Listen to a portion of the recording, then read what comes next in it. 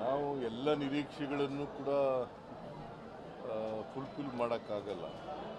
ಆದರೆ ಕೆಲವು ಇಂಪಾರ್ಟೆಂಟು ವಿಚಾರಗಳಿಗೆ ಪರಿಹಾರ ಕೊಡಲಿಕ್ಕೆ ಪ್ರಯತ್ನವನ್ನು ಮಾಡ್ತೀವಿ.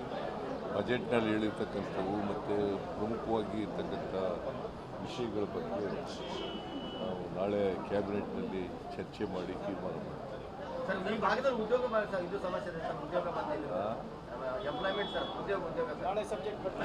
ಅದು ಸಬ್ಜೆಕ್ಟ್ ಬರ್ತಾ ಇದೆ ಉದ್ಯೋಗದ ಬಗ್ಗೆ.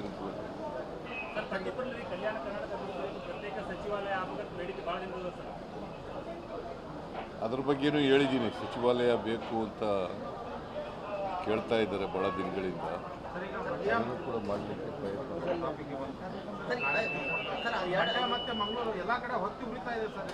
ಯಾವುದು ಇವತ್ತು ಉರಿತಾ ಇದೆಯಾ?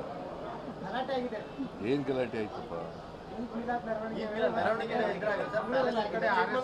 ಸಣ್ಣ ಪುಟ್ಟ ಇದ್ದಾವೆ. ನಾಗಮಂಗಲ ಶಾಂತವಾಗಿದೆ. ನೀವು ಅಶಾಂತಿ ಮಾಡಬೇಕು ಅಂತಲ್ಲ. ಮತ್ತೆ ನಾಗಮಂಗಲ ಶಾಂತವಾಗಿದೆ, ಗೊತ್ತಾಯ್ತಾ?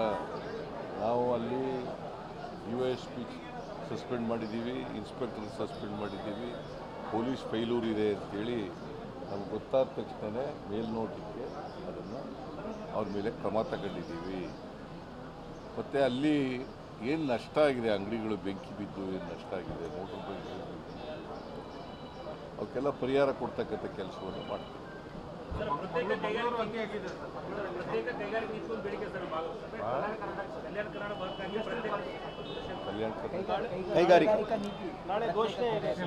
ನಾಳೆ ಮಾಡ್ತೀವಿ. ನಾಳೆ ಯಾವ್ಯಾವುದನ್ನು ಮಾಡಲಿಕ್ಕೆ ಸಾಧ್ಯ ಆಗ್ತದೆ ಅವೆಲ್ಲರೂ ಮಾಡ್ತೀವಿ.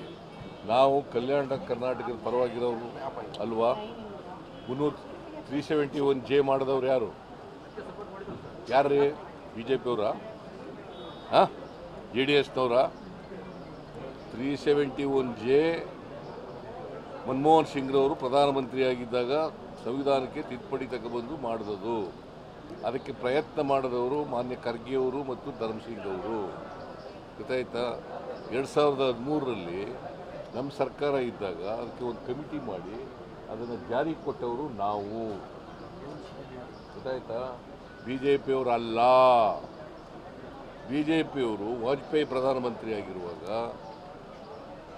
ಸಂವಿಧಾನಕ್ಕೆ ತಿದ್ದುಪಡಿ ಮಾಡೋಕ್ಕಾಗಲ್ಲ ಅಂತ ಉತ್ತರ ಕೊಟ್ಟಿದ್ದಾರೆ SM ಕೃಷ್ಣ ಅವ್ರಿಗೆ. ಗೊತ್ತಾ ನಿಮಗೆ ಅದು?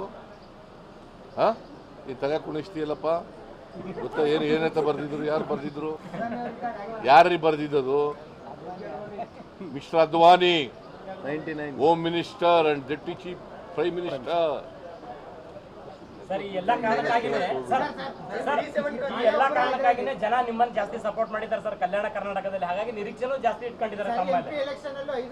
ಜನರ ನಿರೀಕ್ಷೆ, ನಾವು ಬಡವರ ಪರವಾಗಿ ಕೆಲಸ ಮಾಡಲಿಕ್ಕೆ ತಯಾರಾಗಿದ್ದೀವಿ, ಗೊತ್ತಾಯ್ತಾ? ಅದಕ್ಕೋಸ್ಕರನೇ 5,000 ಕೋಟಿ ರೂಪಾಯಿನ ಈ ಸಾರಿ ಕೊಟ್ಟಿರೋದು. ಎಷ್ಟು ಕೊಟ್ಟಿದ್ದೀವಿ? 5,000 ಕೋಟಿ. ಹಿಂದೆ ಕೊಟ್ಟಿದ್ರಾ? ಹಾಂ,